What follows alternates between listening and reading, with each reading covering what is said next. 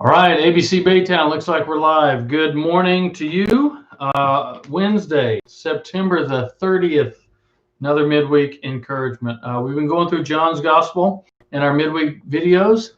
We were in John chapter 8 the last couple of videos together. And this morning we turned the chapter to John chapter 9. And we're just going to look at the first 12 verses. But here's the setup for me in this text, is that Jesus, from the beginning of John's Gospel, John chapter 1, you remember we've talked about the whole purpose of John's Gospel was written so that you might believe, right? So John's account of Jesus's life, Jesus's public ministry, was written to the world so that people would know and people would believe and people would be changed by the truth that Jesus is the Messiah. So he goes through a lot of this Old Testament, and Matthew's gospel does the same thing, goes through a lot of these. It shows how he fulfilled the Old Testament. Well, one of the things explicitly stated in the Old Testament about the Messiah, and the prophecies in Isaiah, for example, is that Jesus, or the Messiah, when he comes, he's going to do things like restore sight to the blind. That was just one of them. Well, in John chapter 9, Jesus does exactly that. And remember, John 8, when we were going through John 8 in those couple videos, was Jesus's claims about himself. So he's already said who he was, that he was the Messiah, that he was from the Father, that he and the Father are one. And now in John 9, he's doing something else that is in line with the prophecies from years and years and years and generations ago about what the Messiah would look like. He's restoring sight to the blind. And people struggled with it, right? You from the outside looking in, you see all these signs that Jesus is the Messiah, and you go, how do these people miss it? Well, John 9 is a good indicator for us how they missed it, okay? And there's an important lesson, I believe, for you and me. So John 9 says, as he went along, he saw a man blind from birth, never seen before. And his disciples asked him, Rabbi, who sinned, this man or his parents, that he was born blind? Right? So there's this assumption built into their traditions that if someone has something bad happen to them, like they were born blind, well, obviously, clearly, it's got to be the result of sin, right? So the rabbis then had developed this kind of principle that there's no death without sin, and there's no suffering without iniquity. If somebody's suffering in some way, it's because of sin, and it must be your fault somehow. And so Jesus' answer was, neither this man nor his parents sinned. But this happened, here we go, here's the mind-blowing thing for these guys, but this happened so that the work of God might be displayed in his life. This man is blind so that the work of God might be displayed in his life. You may want to underline that. As long as it is day, we must do the work of him who sent me, and night is coming when no one can work. While I'm in the world, I am the light of the world. And having said this, here's another crazy out-of-the-box thing. He spit on the ground, and he made some mud with the saliva, and he put it on the man's eyes. Go, he told him, and wash in the pool of Siloam. So the man went and he washed, and he came home seeing. He did what Jesus said, he obeyed, and boom, his sight is restored, or given to him for the first time. And his neighbors and those who had formerly seen him begging asked, isn't this the same man who used to sit and beg? And some claimed that he was, and others said, no, he only looks like him. But he himself insisted, I am the man. So they wanted to know, they demanded, how then were your eyes open? And he replied, the man they called Jesus made some mud and he put it on my eyes. And he told me to go to Siloam and wash. And so I went and I washed, and then I could see. Where is this man? They asked him. I don't know, he said. So here's my takeaway, and here's my encouragement I want to leave you with. The Jews, in the midst of what in retrospect are incredibly obvious signs that Jesus is the Messiah, all these prophecies that the Messiah is going to come, he's going to be born of a virgin, he's going to be in the lineage of David, he's going to bring sight to the blind, he's all of these things.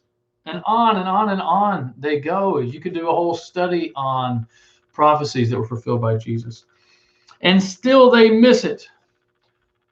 And sometimes we can look back and go, how do you miss this? How do you not see this? And here's another example. He heals this man's blindness that he's had from birth. And the immediate question is, well, why is he blind? It must be because either he sinned or his parents sinned. No.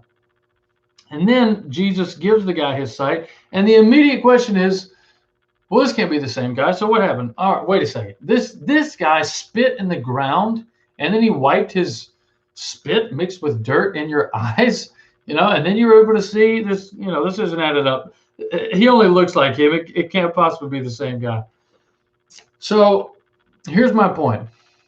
The Jews had these ideas that they had cemented about what the Messiah was going to look like, what he was going to talk like, how he was going to work, what his goals were going to be. He was going to restore the physical kingdom of Israel. How, as he went about teaching and as he went about doing miracles, how it was going to be done. And all the things that Jesus does, they don't line up with their preconceived ideas or their traditions that they had built or these principles that they had developed. And so there's doubt and there's resistance and all this. And so when Jesus comes, he confronts bad theology. Who sinned, this man or his parents, that he was born blind? You know what? We need to offer to Jesus our theology, our ideas about God, and let Scripture shape our theology and not principles and not ideas that we've held for a long time and not something that we heard that we really liked that made a lot of sense. It could be biblical, but we need to offer our theology to God. So Jesus confronts bad theology.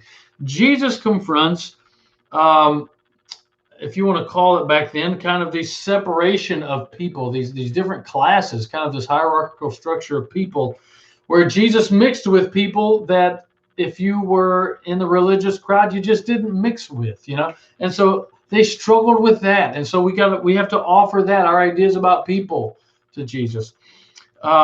These people struggled with accepting the Messiah, who was Jesus, because he said things about themselves that they did not like. When Jesus confronted them with their own sinfulness, man, it rubbed them the wrong way, and they did not like it. Some of that came out in the previous chapter, in John chapter 8. Some of it comes out elsewhere.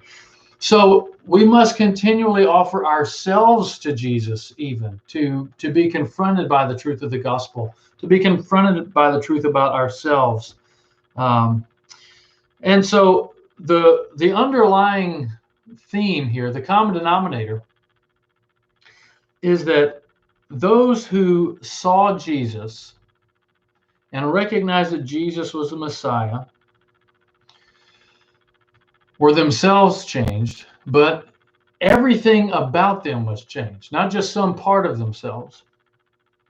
We see in the disciples, for example, people getting along as disciples of Jesus who never would have gotten along before.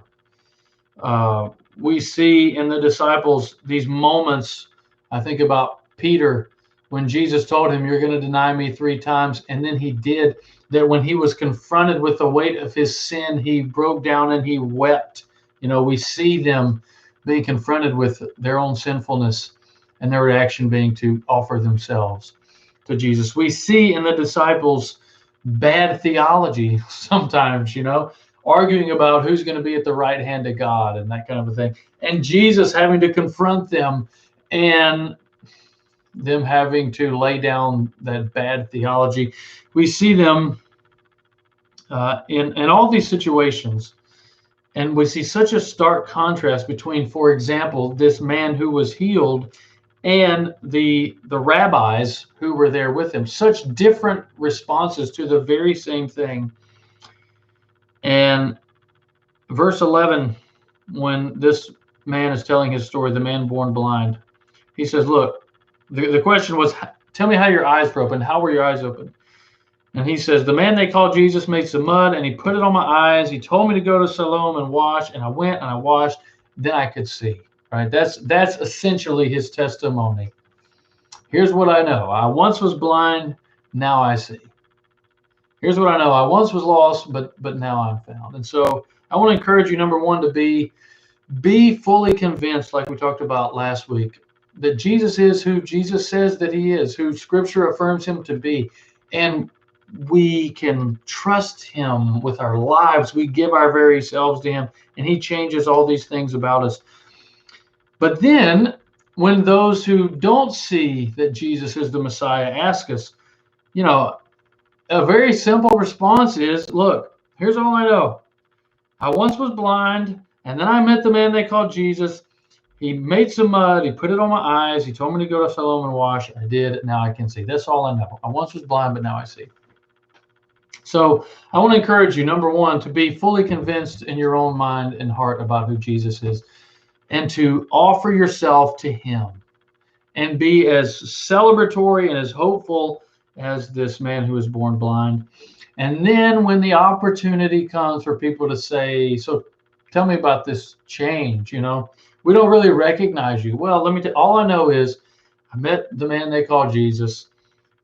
I once was blind, now I see.